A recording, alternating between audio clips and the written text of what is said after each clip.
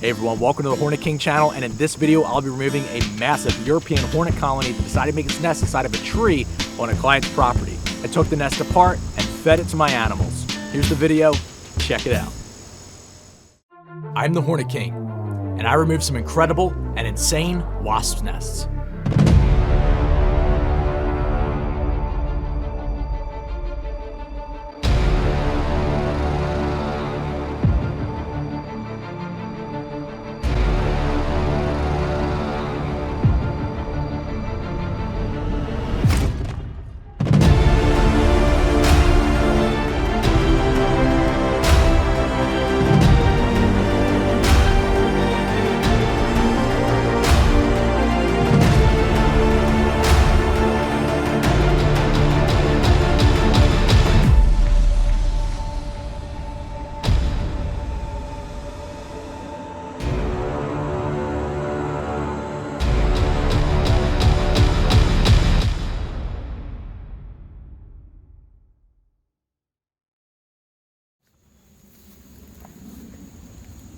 So this European hornet colony had started its nest inside of this maple tree.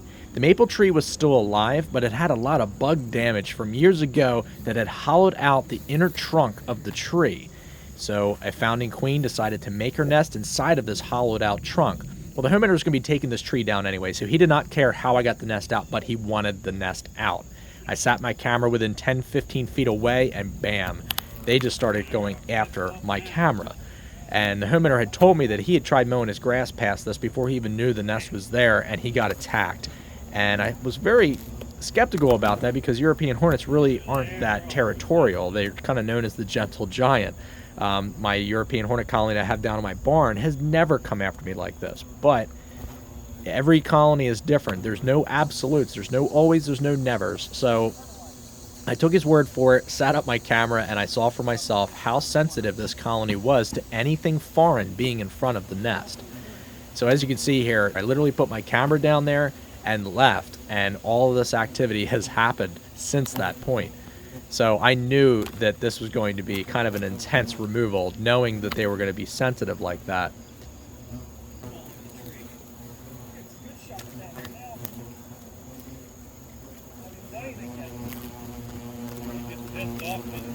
Put that camera up. Yep. They're sensitive, man. You weren't kidding. They're all over that camera. All over me now too. So I came prepared with my chainsaw to cut this nest out. Whatever I had to do to get this nest out, the homeowner was totally fine with it.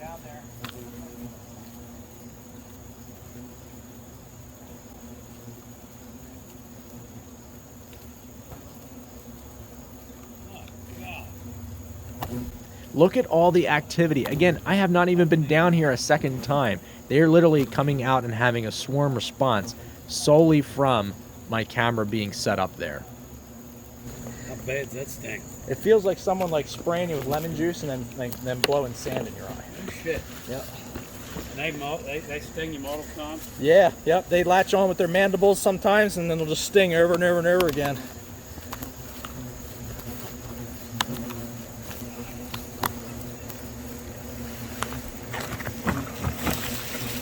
So the homeowner decided that he wanted to watch me from about maybe 30 yards behind, and I did just kind of let him know, like, hey, if they start getting more adventurous and moving past me, just to back up a bit more. But they pretty much just stayed right around where I was and swarmed around me and my cameras and everything else. So as usual with all of my removals, the first thing I do is try to get the swarm under control. So I just take my vacuum and start vacuuming up as many of that are coming out of the hole, but also ones that are just kind of swarming around the area. You'll notice too that I got safety glasses on. Anytime I'm using a chainsaw, I like to have safety glasses on just because I don't want anything obviously getting in my eyes. But that was nice not having to worry about the venom during the removal, though they were all gummed up by the time I was done this particular removal. Sorry for this blurry shot here. Unfortunately, I can't see very well, first of all through the veil, but then with the safety glasses on as well. I couldn't see that this particular camera actually had the lock focus on, so I didn't notice that it was slightly out of focus. Wearing safety glasses, everybody. but they were just all over me. So I ended up using the wand of the vacuum and vacuumed them right off my veil and kind of keeping it up there. You wouldn't believe how many I was actually catching just by doing this motion. Going right to my eyes, right to my face.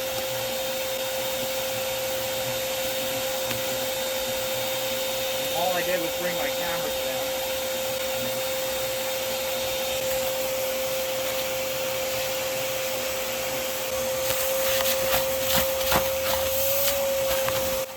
So I decided just to explore to see how much of the comb had gone down through the opening of the tree, and it actually went all the way down to the ground practically.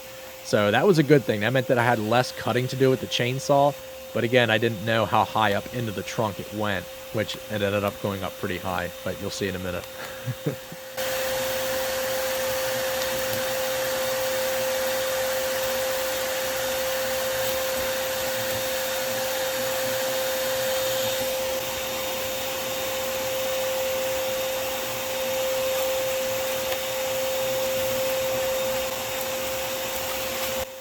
The numbers in this colony was really, really impressive.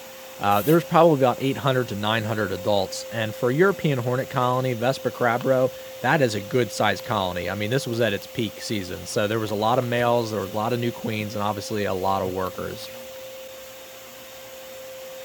Though the European Hornets are kind of more the gentle, more docile species that I deal with as far as wasps are concerned, they do attack, and they were relentless at attacking my head, and primarily going after my head. They weren't latched to my gloves or my arms or anything. They were mainly going at my veil, which is wild because for most mammals, they can sense the CO2 and they can fly at that target of the CO2, where that's coming from. It's amazing how nature works like that.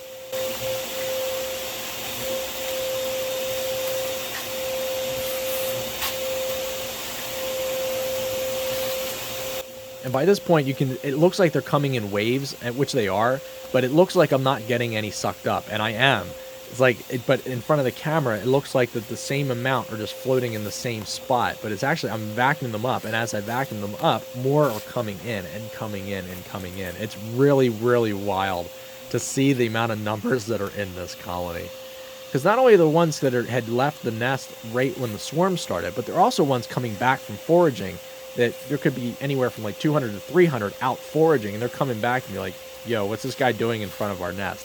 And they immediately start the swarming response because of the other ones in the vicinity.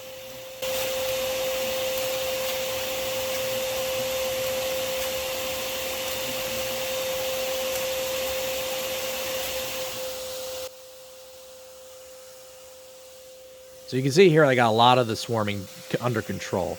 So now it's time to get ready to start chainsawing. So I started just tapping on the tree just to make sure that everybody was out of the tree and that was going to swarm. So that way I could get started with the chainsaw. I knew I was going to disturb them a little bit more, but I just wanted to try to really batten down the numbers flying around. So that's less that I have to contend with at the end. You can see I did stir some up, but not nearly the numbers that were there initially when I first started.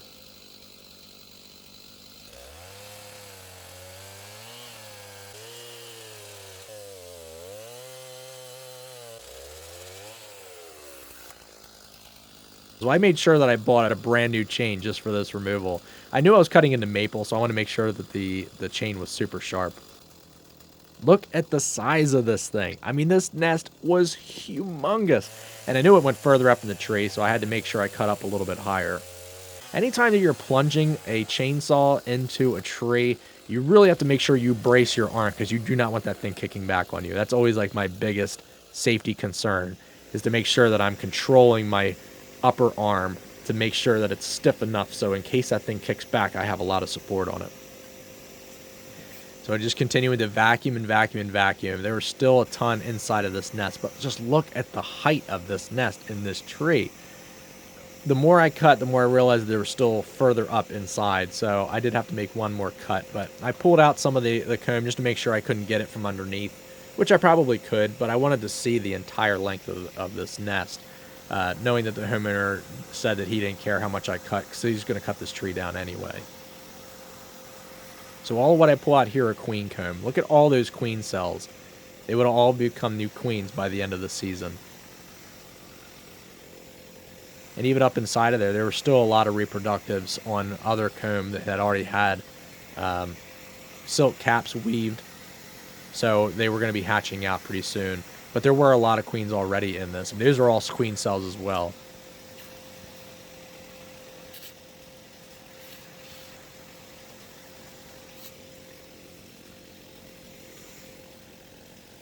Look at all those larvae. This nest was just packed with larvae.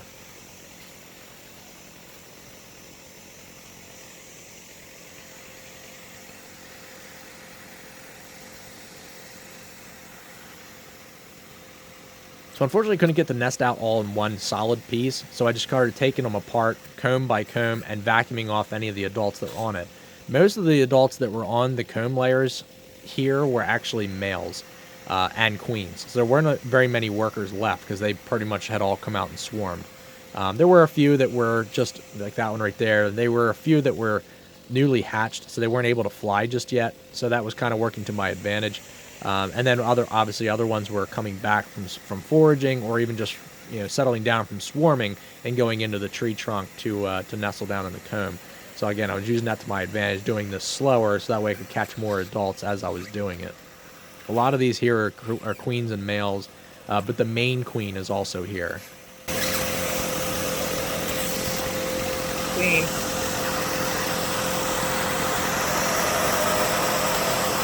Queen, everybody. You can always tell the founding queen compared to the new queens because she's more robust, but she also has very, very dark, vivid colors.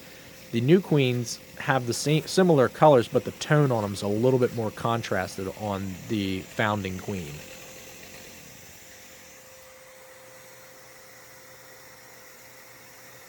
And further up here in the tree, there's actually larger combs. This is obviously a part of the trunk that had been damaged the most. The heartwood was pretty much completely gone. The only thing that was left was the pulpwood.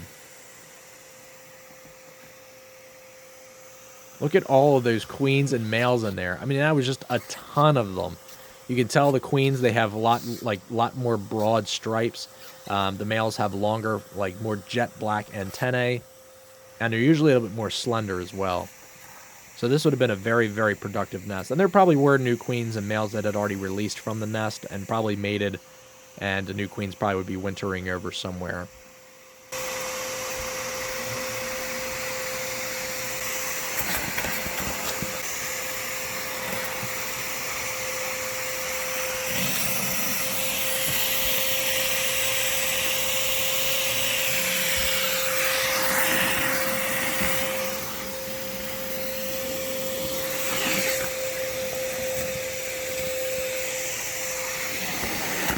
Again, just a ton of freaking queens and males up inside of this thing. So I knew I had to cut up a little bit higher. I wanted to see how much more comb was inside of this thing by not just trying to rip it down or break it apart from inside. I wanted to actually see it. Again, since the homeowner didn't care, I figured, well, I'll just use it to my advantage so I could see it in the video and see it in person.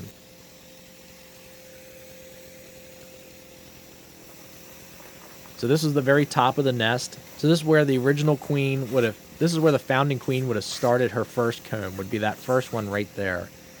And it's just kind of neat to see that that's what she decided to build in. And then from there, they started excavating out all the rotten wood and getting it down to just bare wood on the inside of this cavity.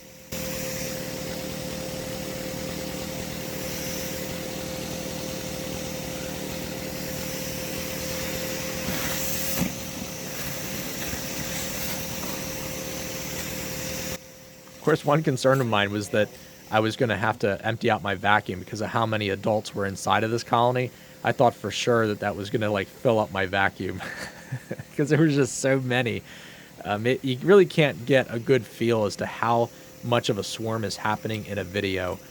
When you're there in person and they're flying all around you, it looks like millions of them. And then when you look at the video, it's like, wow, that does not look like the experience I just had. Looks like there's a lot less, but there really were hundreds of them just flying around me, swarming. So the vacuum, I thought, was just packed full of wasps, not even just envelope and sawdust. I thought for sure most of it was adult wasps.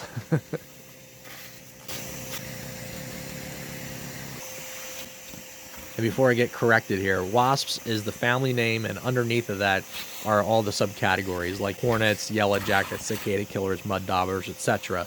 So it's accurate to call hornets wasps, but it's not always accurate to call all wasps hornets.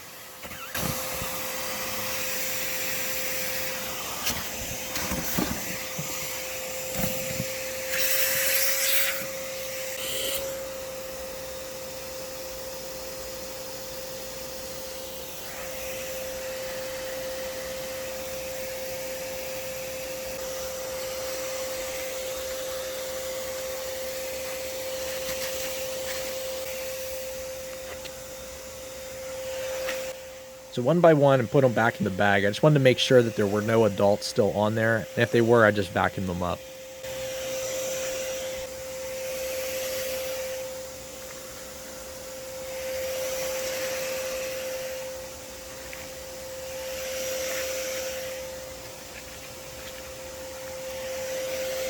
So I spent a few more minutes just making sure that I get everybody vacuumed up coming back from foraging.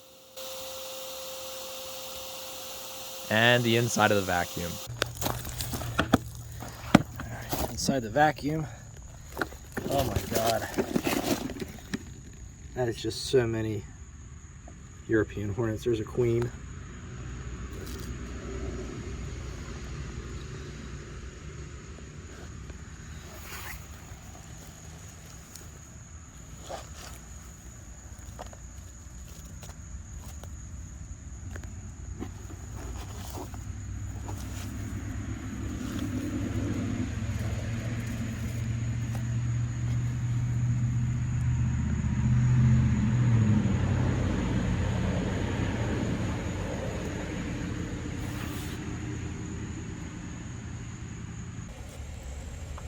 Support structures.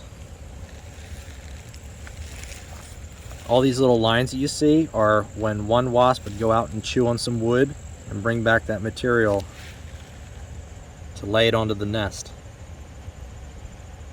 It's wild. You see the cell's partially broken,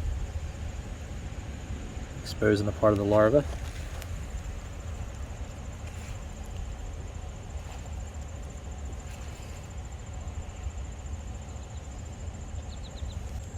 This is the worker. This is the queen. People always ask what the difference is between the queen. How do I know? Well, the queen is a lot more robust than the worker. That's the difference. All right, bald-faced hornet nest. Interesting to see the difference between bald-faced hornet on the left here. This bald-faced hornet. This is European hornet. This is technically a yellow jacket nest. And this is a true hornet's nest.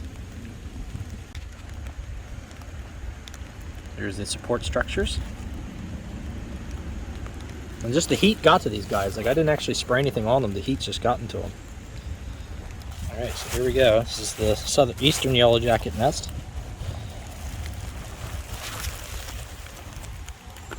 You can see the differences between the different colonies.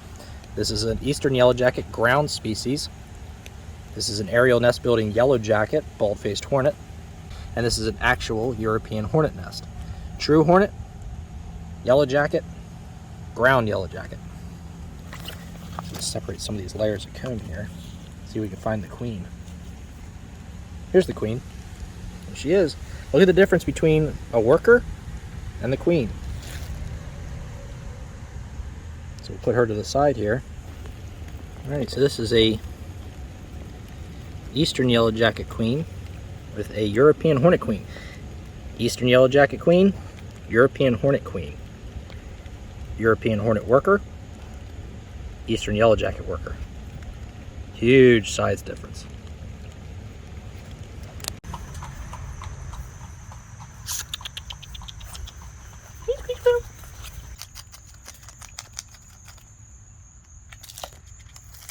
Oh, is that yummy? Oh, you pop that grub squirry squirrel.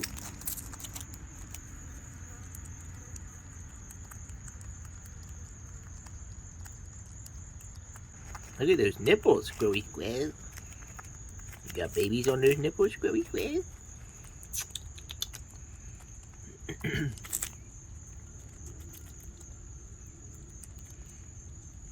Making a mess on my porch, squirry squirrel.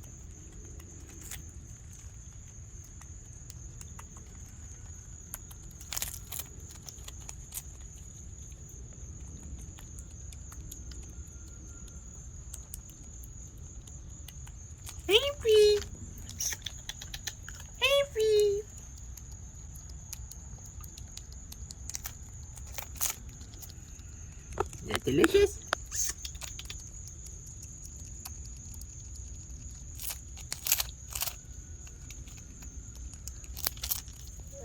Humphrey Squirrel. Oh, Humphrey Squirrel.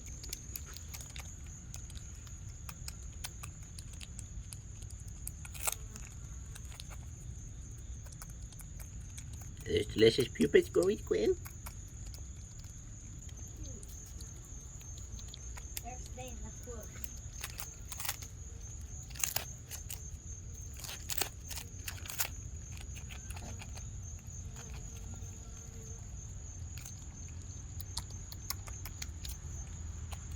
Ooh, you popped it, Squirrel Squirrel.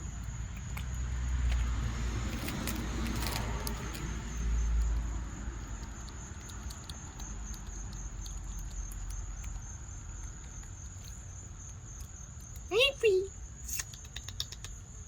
Humphrey. Hello, Squirrel Squirrel. Oh, you gonna wipe your face on the stone, Squirrel Squirrel? You birdies ready for some goodies? Beep.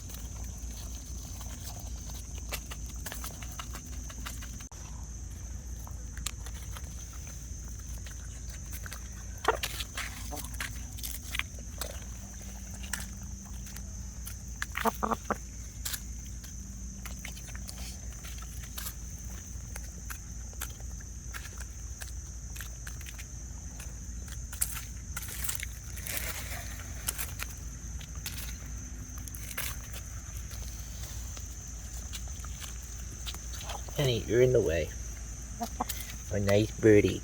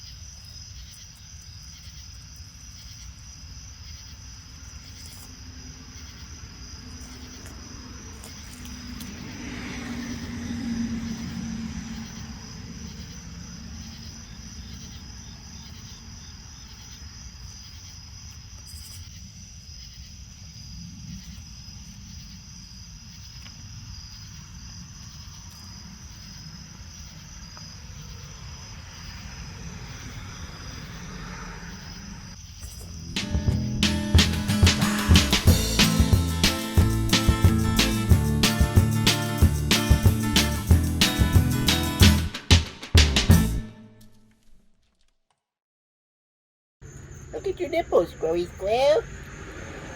You got babies on those nipples, Squirrel Squirrel.